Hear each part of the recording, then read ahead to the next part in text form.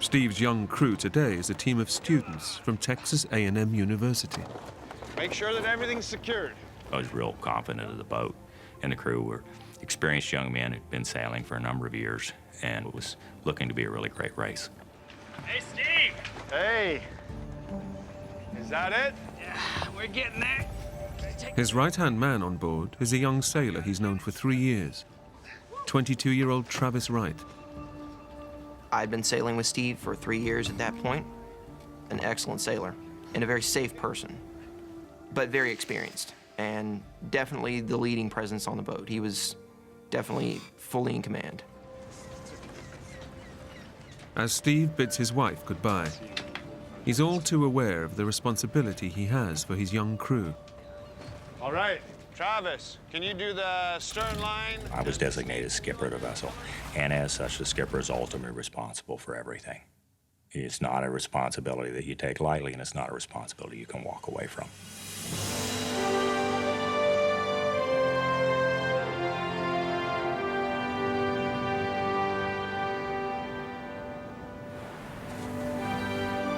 For over 3 months, the crew have trained together in preparation for the 630-mile race from Galveston, Texas to Veracruz, Mexico. Almost there, a little bit more. The feel of the wind and the sound of the wind through the rigging and the feel of the boat in the waves is just almost addictive. They sail 6 miles out of the harbor, and Boat Safety Officer Roger Stone counts them down to the start of the race. What time is it now, Roger? Okay, 20 seconds, 20 seconds! 20 seconds, gentlemen. 20 seconds. Roger was a very experienced sailor, very experienced racer, a really great coach. Just a great way of explaining to the young men and women what to do and how to do it. We're coming up to the line! Getting ready. 10 seconds! 10 seconds, guys! 4, 3, 2, here we go! Here we go. All right.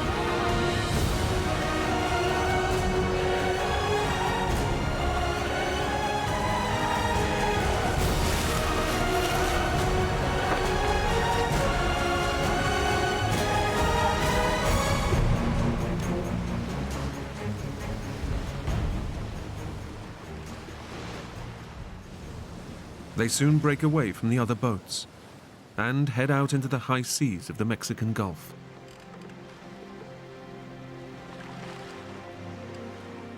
Just keep it pointed 180 degrees due south. Steve Guy is the least experienced sailor on board and is relishing the chance to take part in a big ocean race.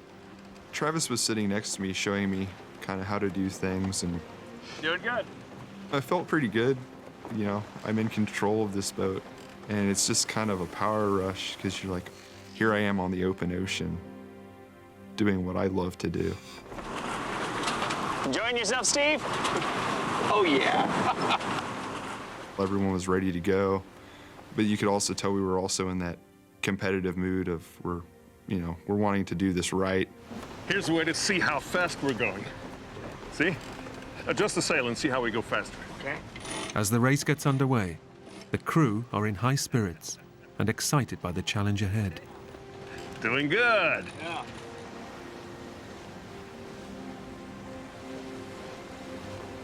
For over 6 hours, the Cynthia Woods makes superb progress. Everything was going great. The sun set, the moon was up, and I realized about 2 hours into the watch that I hadn't even got wet yet. And the first wave hadn't even splashed over and splashed me, which was unheard of, to be out that long and not get splashed and get wet. So it was just an absolute beautiful night. Hey, Joe. Yeah. You want to do the topping lift a bit tighter? Okay. As dusk falls on their first night at sea, 2 of the young students rig the sails for the night's racing. Ross, you're going to have to wake him soon. Yeah, okay. Below deck, Travis, Roger, and Steve Guy try to get some sleep before taking over for the night watch.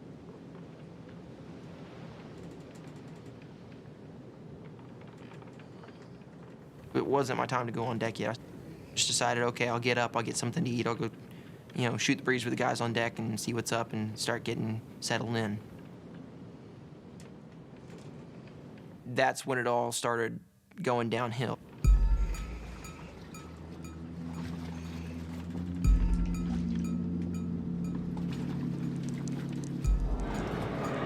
Finding water inside the cabin is not unusual, but Travis instinctively suspects something is badly wrong. I opened up the floorboard, and it just came pouring in. Roger! Roger! We got water! We're taking on water! Hey, Steve! Steve! What's going on? We're taking on water! Start the engine! It's every sailor's worst nightmare. The boat's hull has a serious leak. Due to a previous incident, the keel, the huge balancing weight at the bottom of the boat, has cracked along its mount. Joe, get ready to douse the sails. Okay! Skipper Steve knows that they're in terrible trouble, and they must drop the sails to slow down. But before the guys can get the sails down, The keel of the vessel parted completely, came off, and the boat went instantly into the water.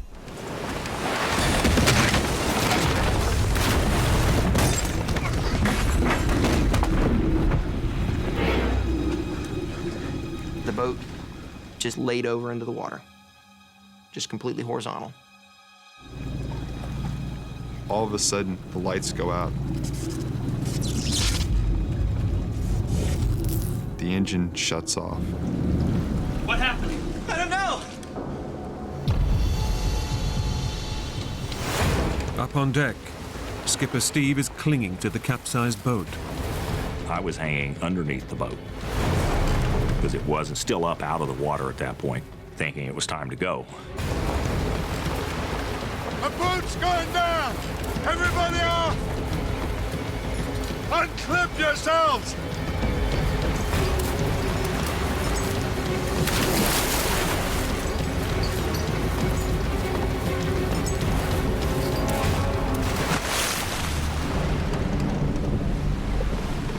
In just a matter of seconds, the boat has completely overturned.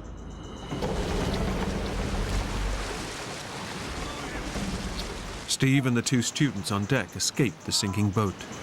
Come on, guys. Hey, did you see anybody? No. But Roger, Travis, and Steve Guy are trapped inside. And seawater is flooding in.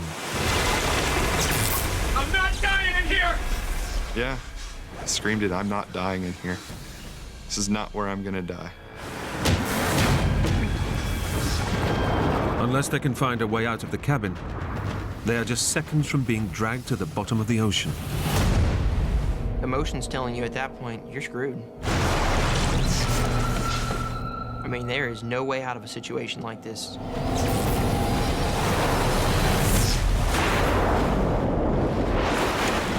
The water level is rising rapidly. Unless they can get out, they're just seconds from being dragged down with the sinking boat. How do we get out of here? Through the hatch! Their only escape route is a tiny hatch, but a powerful wall of seawater is pouring through it. Are you kidding? Come on, it's the only way!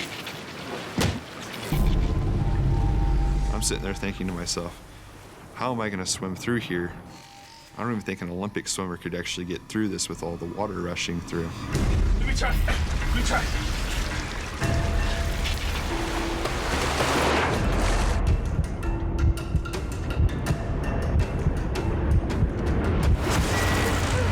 I can't do it! I can't do it! We couldn't even hope to match the flow. I was hoping to grab the sides of it and force my way out, but the first time I tried that, it blew me right back.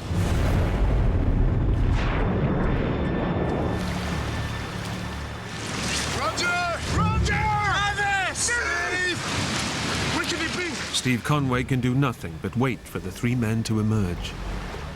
I didn't really know what was going on down below, but my biggest concern was that Roger, Steve Guy, and Travis weren't able to get out of the vessel and drown.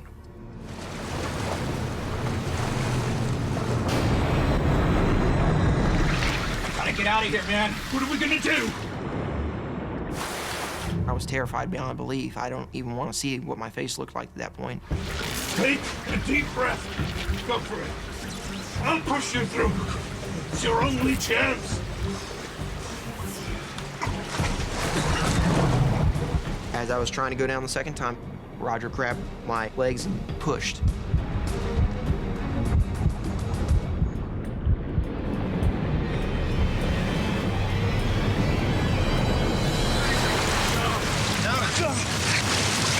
Travis! Over here! Hey, Travis! Travis! What about Travis? Hey! Okay, I got you! I got you! All right. Okay. Did you see Steve? Yeah, he's behind me! You're next. Go for it. What about you? I'll follow.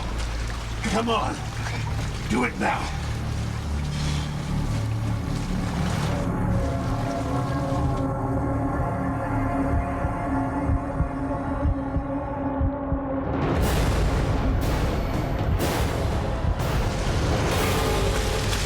Steve! Steve! Steve!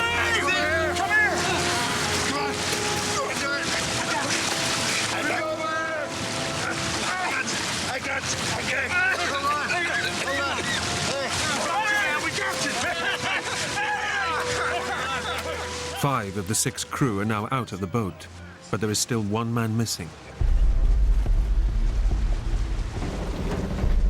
They wait.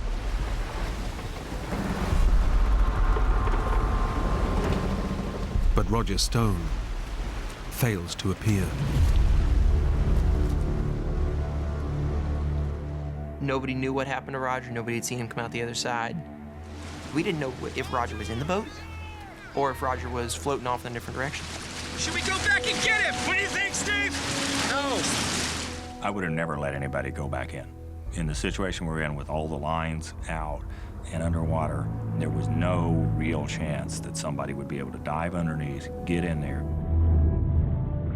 I could have gone inside the boat with absolutely no lighting whatsoever, felt my way around and never found him, even if he was in there, because there's too many nooks and crannies in that place. And I would have had to do it all on 1 breath of air. He's an experienced yachtsman. He'll be fine. Yeah. He'll stay with the boat. The crew now have to focus on their own survival. Steve Guy has escaped the boat with no life jacket. Travis! Travis! Go to the boat! Okay! Hit the ring! We'll go! Okay. Skipper Steve sends the crew back to the boat to get the emergency flotation ring. All right, hold on. Yeah, okay. It was very crucial. We already knew that Steven didn't have a life jacket. If he had the horseshoe ring, he'd have something to float with.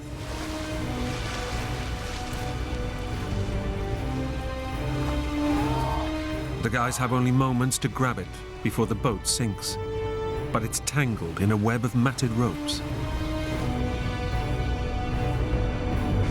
Releasing the ring is an impossible task with their life jackets on. Try it without your jackets! Try. No, don't take off your jackets. Do whatever you can, but keep your jackets on. Okay. Wait. Skipper Steve and the young student are being dragged away in the current. He knows he must take immediate action. At this point, there's a couple of major things you try to do. The first thing you try to do is stay with the boat. The second thing you try to do is stay together. So in this case, Steve and I couldn't swim back to the boat. So I decided that it would be better for us to stay together. Also, I wasn't sure that my flotation was enough for both Steve and I.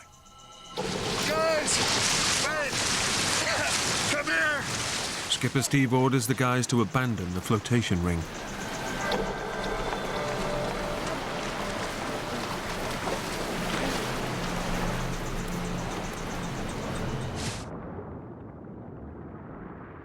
They've now been in the water for over 14 hours, and the ordeal is starting to take a terrible physical toll.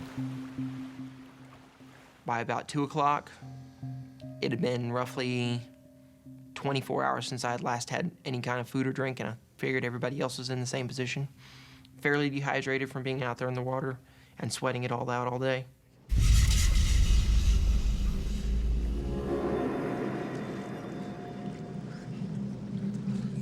The human body can survive 48 hours without water.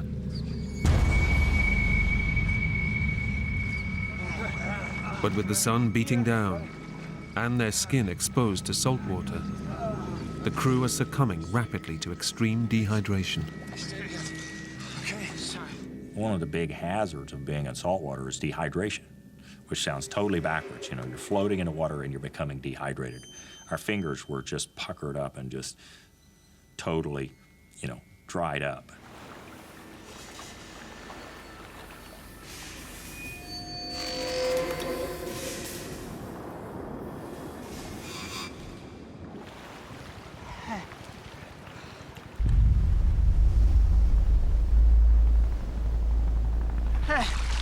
Hey!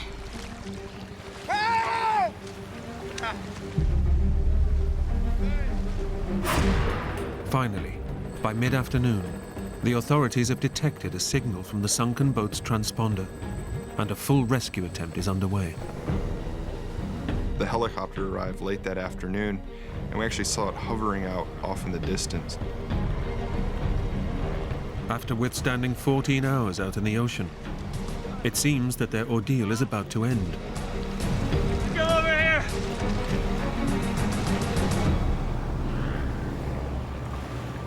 But the 5 men have been dragged by ocean currents, and they are now miles from the sunken boat.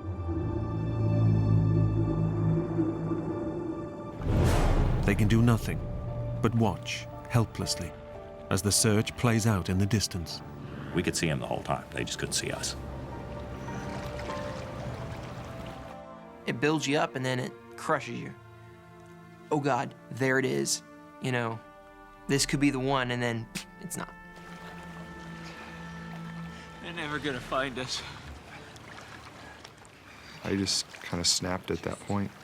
Shut up, Travis. Just shut up, okay? They're gonna find us. We're gonna get out of here. And it just sent me over the edge. It's like, how can you even think like that right now? You've got 4 other people here that all they need to hear are positive thoughts, not your negative thoughts, you know? He's right. It's pointless. The men now believe their hope of rescue is gone, and with the second night fast approaching, they fear death will take them one by one. It was so late at that point that we all kind of were probably thinking the same thing. It's, you know, they haven't seen us yet. We're not doing well at all. Somebody's gonna be going pretty soon.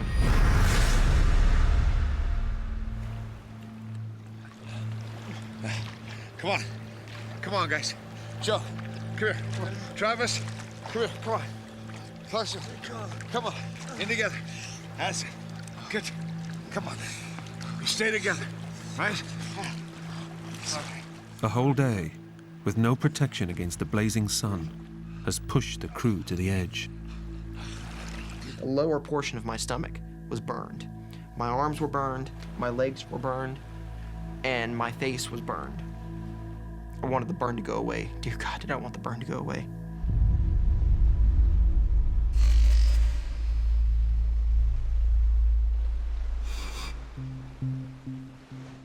As the sun drops, the temperature plummets, and the fight to stay cool turns into a battle to keep warm. It was getting to the point where we were all very tired. I think I probably blacked out for a few seconds every now and then.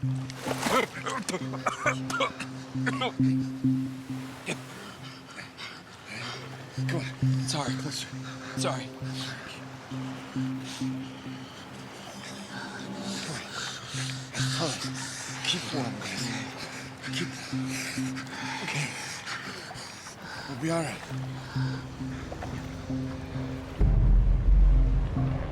With light fading, The rescue helicopters begin to disappear over the horizon. And Skipper Steve drops a bombshell.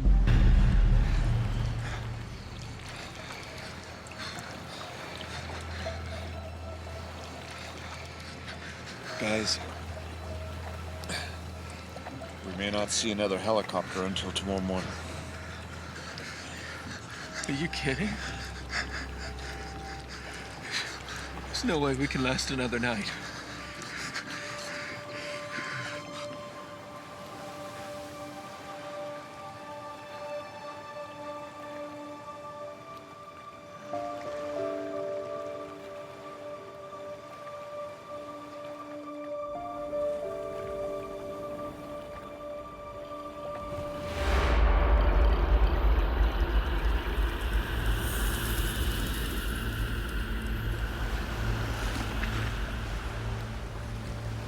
I was deathly afraid of the impact of the young men I was with dying on their families. To be in any way responsible for somebody, a parent losing a child, I couldn't imagine. Let me tell you about a case study that I read. A fishing boat overturned. And a very fit 22-year-old football player died. But a 68-year-old grandmother survived. How come? Afterwards, they interviewed the grandmother and they asked, how was it your grandson, who was so much fitter, died? And she goes, I wasn't gonna give up.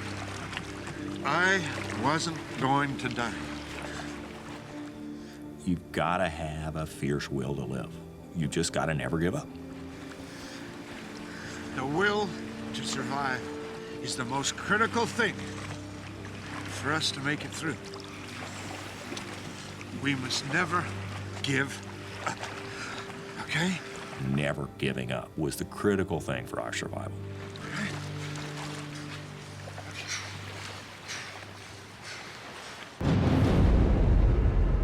But the will to live isn't enough to protect the crew from the effects of severe hypothermia. Your core temperature starts to fall. Once it gets below 95 degrees, down to around 90 degrees, you die. You just go to sleep. It's not especially traumatic. You just fall asleep and don't wake up. Joe started going in and out of it because he kind of, I guess he fell asleep. And he started reaching over and started grabbing Ross's face. Joe. Hey, Joe, what are you doing? Sorry.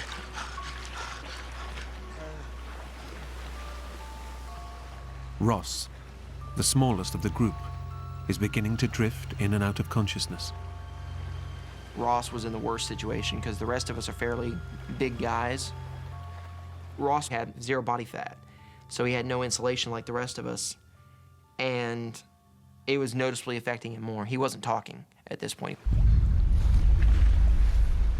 Skipper Steve has done all he can to keep his crew alive. But after nearly 20 hours in the sea, he too is now fading fast. We'd all been out in the water the same amount of time. The bigger guys would have probably lasted an hour, maybe two more. But if Steve was going, we didn't have much more time either.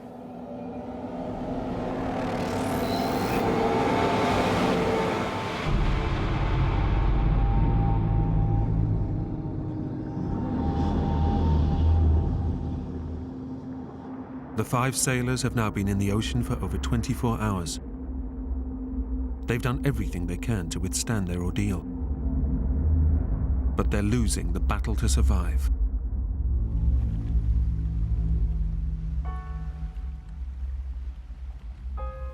You know, in the dark, it's kind of depressing. Just this vast expanse of ocean. I felt really small, you know. Here you are, you feel like a grain of sand in the world. They've suffered acute exposure to the sun. extreme dehydration and hypothermia, and are now just hours from death. Nobody was saying, oh my God, they're not going to find us, oh my God, you know, we're going to die out here. Nobody had vocalized it. But we all kind of were probably thinking the same thing. Steve Conway has done all he can to keep his young crew alive. But now he knows that with no sign of rescue, his quest to survive has failed. I was scared of what the impact would be on my wife. We'd been married at that point 30 years, and we're best friends and still very, very close. We've seen other people lose spouses, and it's hard. In no heroic way at all, but just matter-of-factly, as I was floating in the water, I realized I wasn't afraid of dying. Drifting in and out of consciousness, the 5 men can now do nothing more but await death's final call.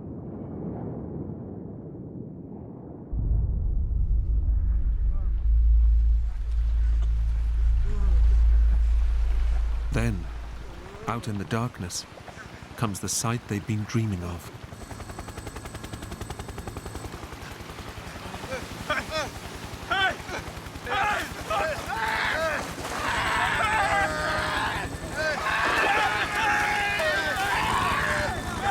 Then all of a sudden, every light on that helicopter came on.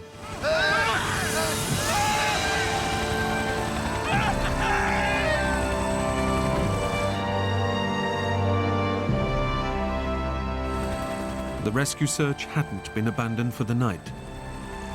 The Coast Guard had tracked the ocean currents, which eventually led them to the missing crew. Everyone just screamed it. I'm happy, you know, we're going home. It all really set in that it's finally done, it's finally over. You know, we're getting out of this and we're getting out of it alive. The 5 men were airlifted to the hospital, and they all made a complete recovery. But when the Coast Guard finally salvaged the sunken Cynthia Woods, they found the body of missing crew member Roger Stone. Nothing we say or nothing we can do can honor Roger more than his actions of the 6th of June 2008 when he stopped, got those 2 students oriented out through the flowing water, out of the boat, ultimately at the risk and sacrifice of his own life. And so it's never appropriate to talk about this without recognizing Roger's sacrifice and the sacrifice of his wife and 2 children. I would not have made it without Roger's help. I do think about Roger, and when I do, it makes me want to go live my life to the fullest possible way, because life's short, and I realize that floating out there. The only thing I decided to do different when I got back was that I was going to savor things more. Not the big things, but the little things. Over Christmas, I was holding my grandson probably for the 14,000th times, and I stopped for a minute and I thought, this is just wonderful. And my takeaway message as I hold him and have my daughters and my wife around me is life is wonderful. You just have to savor it. And that's what I'm doing different.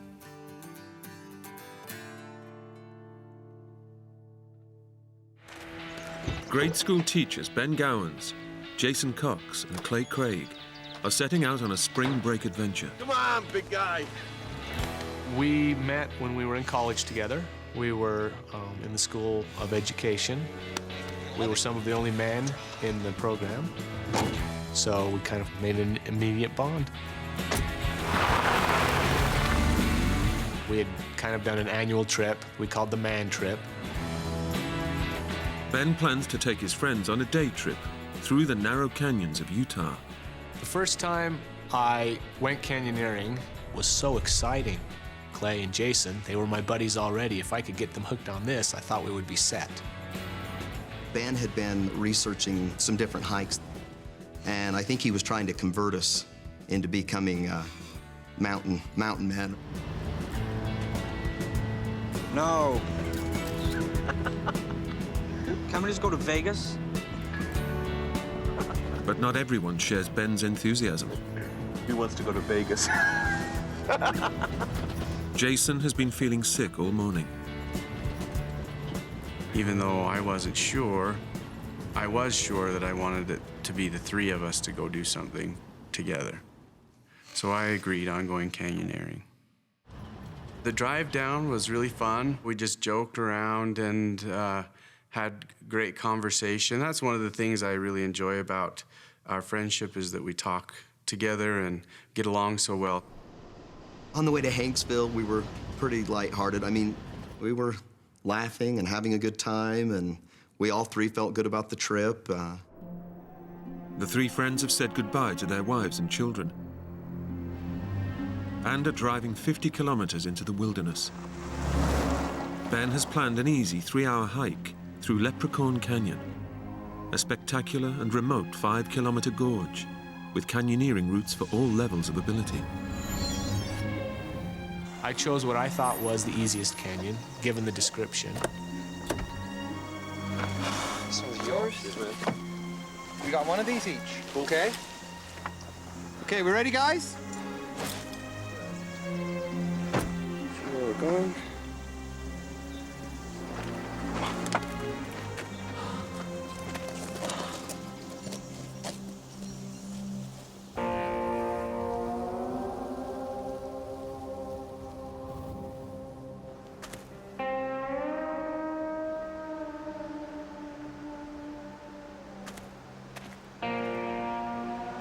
See what I mean? But the beautiful scenery is the last thing on Jason's mind. Where's Jay? Jay! Come on, Jay, move your butt. You want to go back to the car? No, it's okay. I'm coming. Okay. Come on, man up. I wasn't feeling that great. I was just really sick, not feeling well at all. And they were saying, you can go back to the car if you'd like. It'll only be a few hours. Jason kept saying, I'm okay, I'm all right. So we kept going. You know, I think in the back of my mind, I was hoping that Jason would say, I can't do this, let's turn around and go back. And there were two things going on in my mind at that time. I'm not a quitter, so I didn't want to give up on it.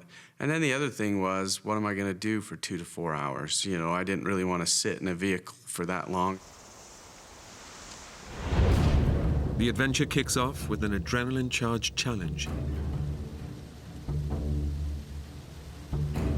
They'll have to abseil down an 8-meter cliff face to the start of the canyon system.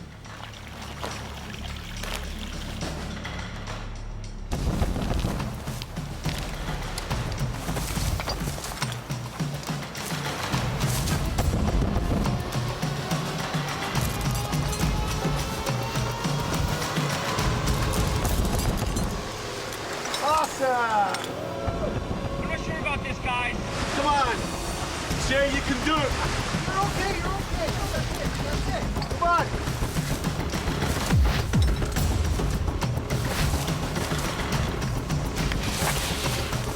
Yeah! Well done, big man. You did it. That was cool.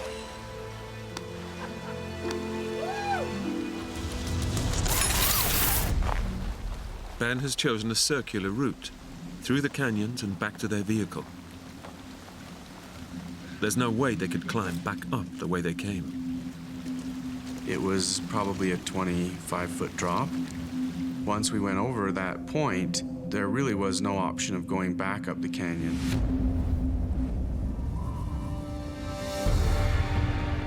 But up ahead, the winding canyon lies open, and the adrenaline of the abseil is coursing through Ben. I was extremely excited.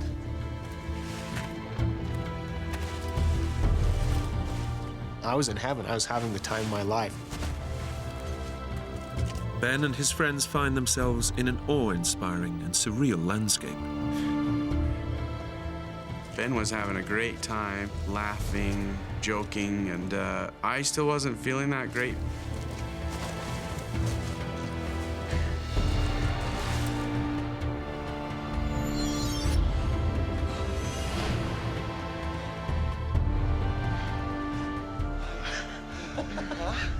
told you it was awesome. Hey, you feeling better? Yeah.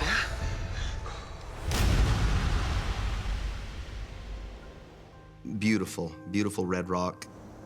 It's smooth. And once you get down into the slots of the canyon is when it becomes even more beautiful.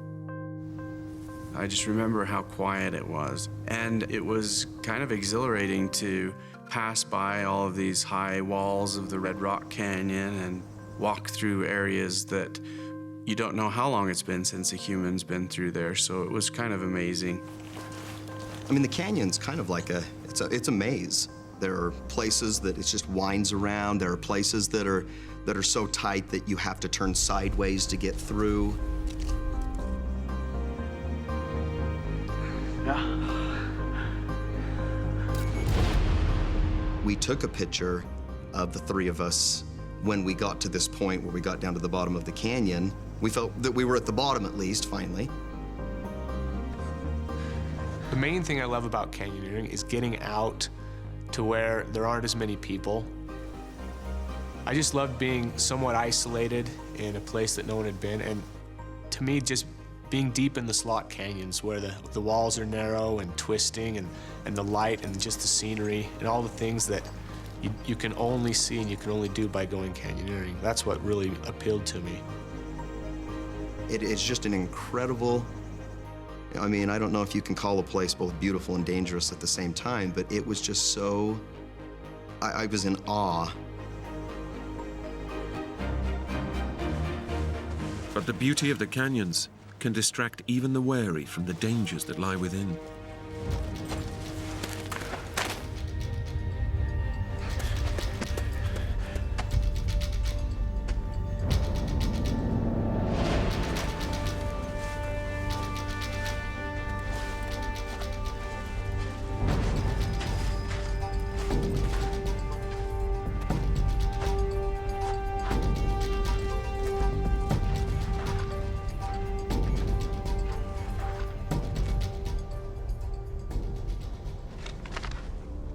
The canyon offers a variety of routes, from the very easy to the virtually impossible.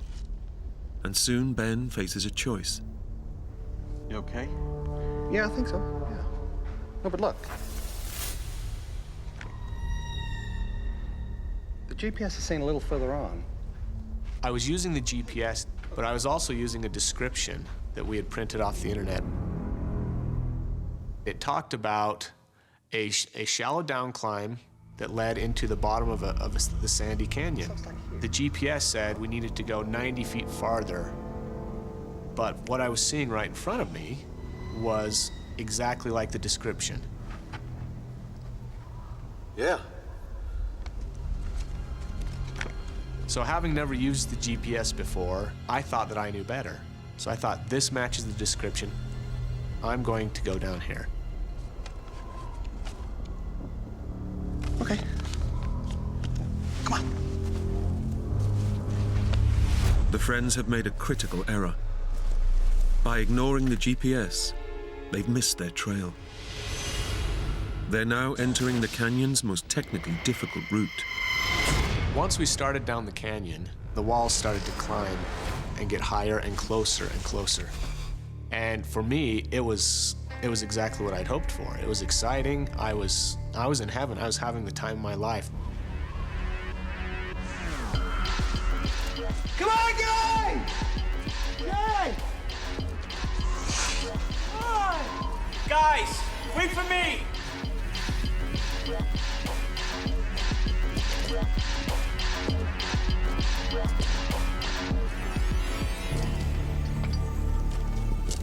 They don't know it yet. But the three friends are at the entrance to one of the narrowest canyons in the world. Jason is worried. The route Ben suggested shouldn't be this extreme.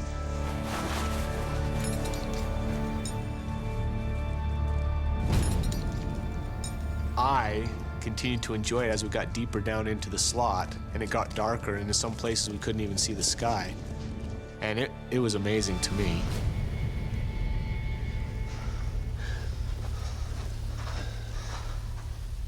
The canyon got narrower and narrower. Hey, Ben. Yeah? I started to get nervous about whether or not we'd chosen the right spot. Look, we'll get through here, and then we're back on the wider path, okay? Come on.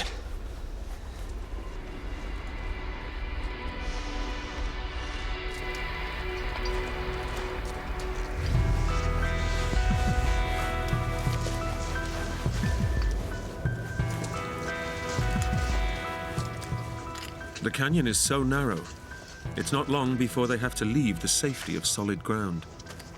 Now they use a technique called stemming. You put your knees up against one wall and your backside up against the next, and you kind of shimmy your way until you can get to another spot.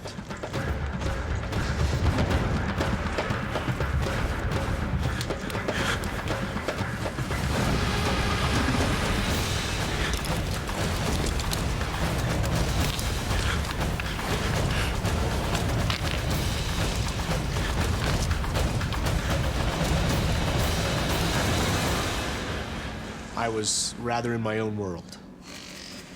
You okay, guys? This is killing me, Ben! This is what we came for! You never said it'd be this narrow. That's when I remember them starting to voice concern. It was after that it started to occur to me that this isn't quite exactly what the description explained.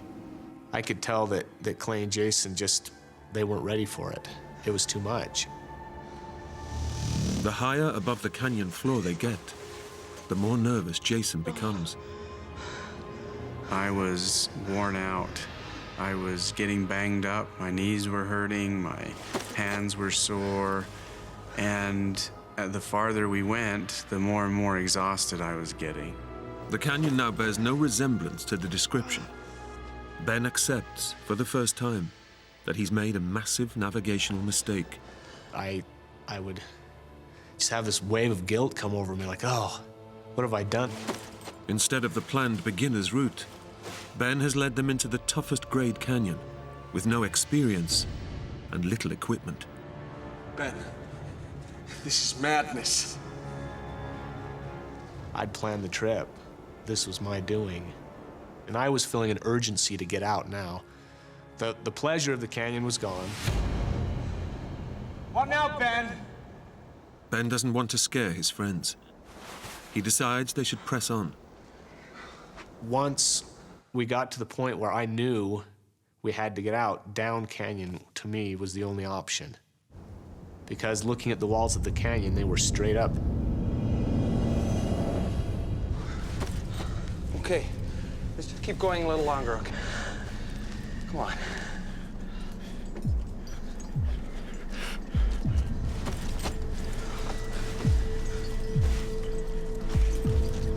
At 6 meters above the canyon floor, Jason is already struggling. I was just trying to hold my place, and my legs were burning. I was exhausted. Darkness has fallen. The temperature plummets below freezing, and Jason and Clay huddle together for warmth. They've already given their jackets to Ben to keep him alive. This is the first time in my life that I'd ever been so cold that I couldn't stop my teeth from chattering. I kept thinking, I just can't wait till this ends. It's gotta end, because it was so miserable. It is so dark down there. It was cold. It was a bone-chilling cold. And as the temperature drops even further, the weather worsens. Jason. Jay. What? Look at the sky. So that was one of my fears throughout the entire hike. And as the night wore on, it got cloudy and it looked like there was a possibility of rain. It's not good. What are we gonna do? Let's cover up Ben. Keep him dry. Clay started looking for a place up off the canyon floor where we could be able to get to if it did start to rain. There was a little ledge about 10 feet off the canyon floor, and we were hoping that between the two of us we could get Ben up there. We didn't want to move him unless we absolutely had to. Clay, it's getting worse. The best we can do, right next to Ben, keep him warm. Just hope to God it doesn't rain. He didn't talk to us at all. His guts were hurting him. He was still bleeding. We prayed all night that no rain. We can't do that. We cannot do the rain. If you get a rainstorm, it doesn't take much rain for a flood to come, barreling through those slot canyons. If there's a sudden downpour, the dry, sandy canyon would soon become a raging torrent. The prospect of a slow, lingering death would be transformed in an instant into a swift and violent drowning.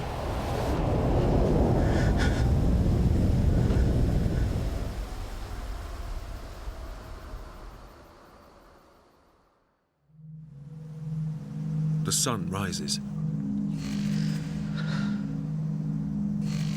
The hours of freezing darkness have taken their toll on both body and mind.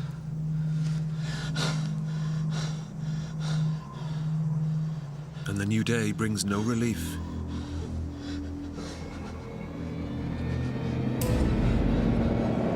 As Jason stirs from his half-sleep, he makes a shocking discovery. With the pressure of his head, the water bladder actually popped open in the night and started leaking.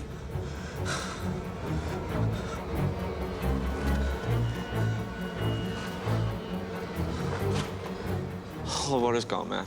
When we first assessed what we had, I thought we could last for at least 3 to 4 days. But then after we lost all that water in the night, I didn't really know how long we could last. It was almost completely gone. There was just a couple of swallows left in the bag. They give the last precious drops to Ben. It might keep him alive a little longer, but they need to find a replacement supply, and fast. Without water for even a day, the blood thickens, putting strain on the heart. On day 2, the body's systems begin to fail. Surviving a 3rd day is unlikely. They urgently need help, but trapped 22 meters below the surface, any rescue will have to come from above.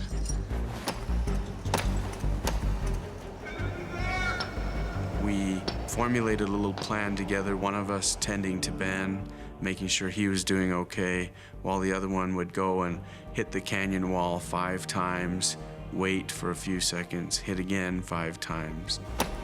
Help us! Is anybody there? We did that all day, back and forth. Can you hear us?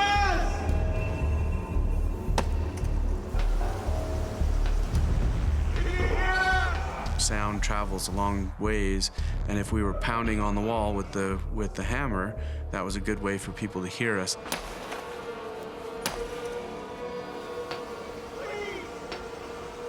But they're in the middle of nowhere, swallowed up by thousands of kilometers of uninhabited wilderness. As the hours pass, Clay and Jason begin to entertain their worst fear.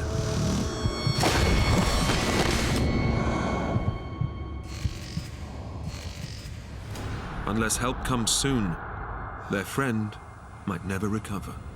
He may be alive, but I didn't know what state of mind he would be coming out. I didn't know if he would be the same Ben that would be able to teach school and, go on hikes again. I thought my buddy was gone. I thought if he did pass away, it'd probably put us over the edge. We would probably lose it. It looked pretty bleak if no one found us. A whole day spent hammering on the wall of the canyon, has brought no help at all. And as darkness falls, the temperature plunges once again. I looked over at Jason and I just told him, I said, I don't know if I can do another night. I had a wife at home. She was 2 months pregnant. I had 3 little boys at home. I just started teaching school.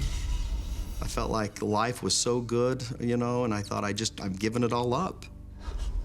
I thought about having my kids being raised without a dad. Those were the moments that were tough for me. Did a lot of praying. It was me just really trying to send some type of a signal to my wife that we were in trouble. I knew she would know that there was something wrong. He started crying, and I could hear that he was really emotional, and I kind of broke down myself.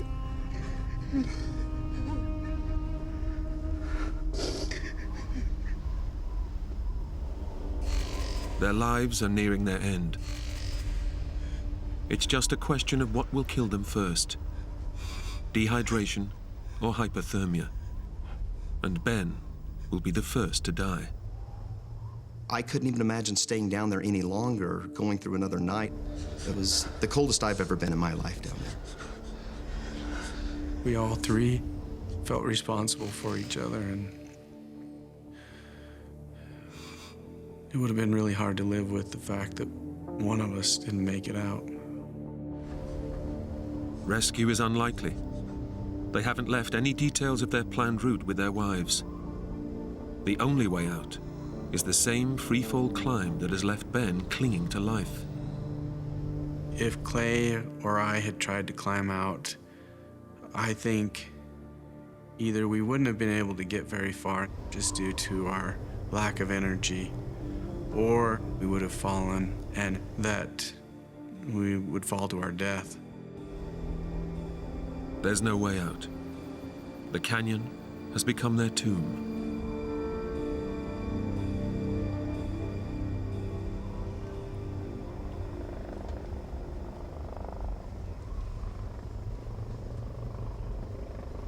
And at first, I didn't believe it. We heard helicopters initially flying overhead, and we couldn't see them because the gap above us was so narrow, but we could hear them.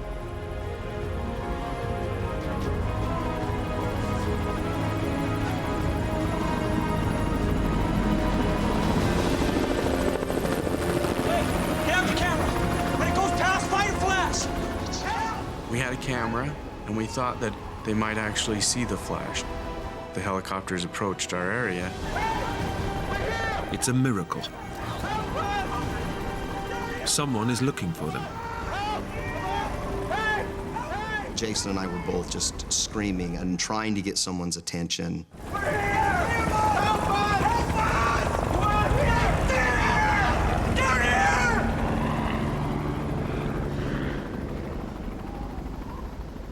It's the cruelest twist yet. A search and rescue helicopter has passed within meters of the top of their canyon. But 22 meters below the surface, they're virtually invisible.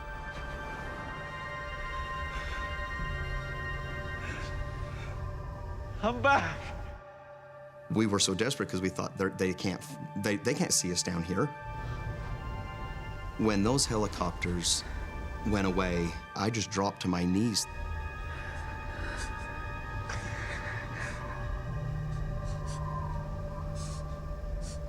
It was so quiet. I just remember how quiet it was. It's something that I'll never forget.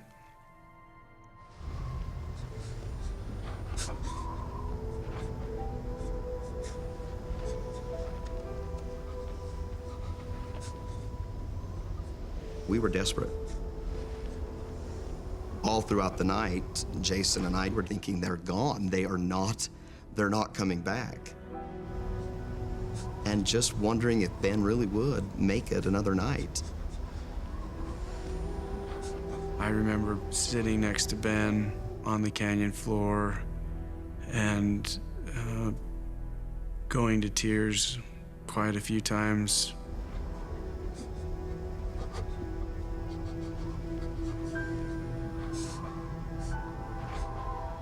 I thought my buddy was gone.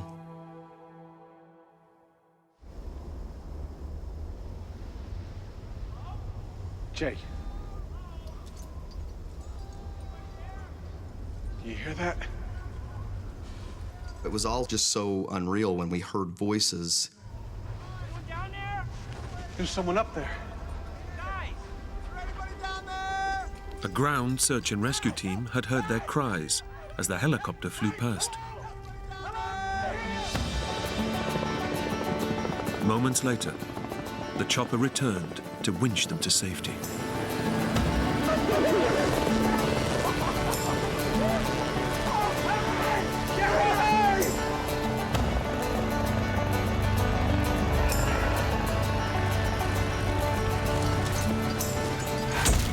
"30 hours after falling 22 meters to the canyon floor, Ben was airlifted to safety. The wives of the three friends had raised the alarm when they didn't hear from their husbands. By checking the internet research Ben had done on the canyons, his wife managed to locate the area they were in. While his friends quickly recovered, Ben was in rehabilitation for months. He had severe head injuries, broken ribs, and a burst eardrum. But eventually, he made a complete recovery. I remember starting to climb up to save us. I was going to climb to the top. I remember brushing the dirt out of the cracks. The next thing I remember was waking up in a hospital bed at the University of Utah Hospital. Despite their traumatic ordeal, the three remain best friends. I shouldn't be alive. I should have died in the canyon. Jason and Clay did save my life. They were there when I needed them, despite my stupid mistakes. I still love the outdoors, and we still go on man's trips. We go hiking. We don't go to slot canyons anymore. We still get together every month and go to dinner, and I still feel like they're my best friends. They're my brothers. Doesn't matter what happens in life, we're still really close, and I think we always will be.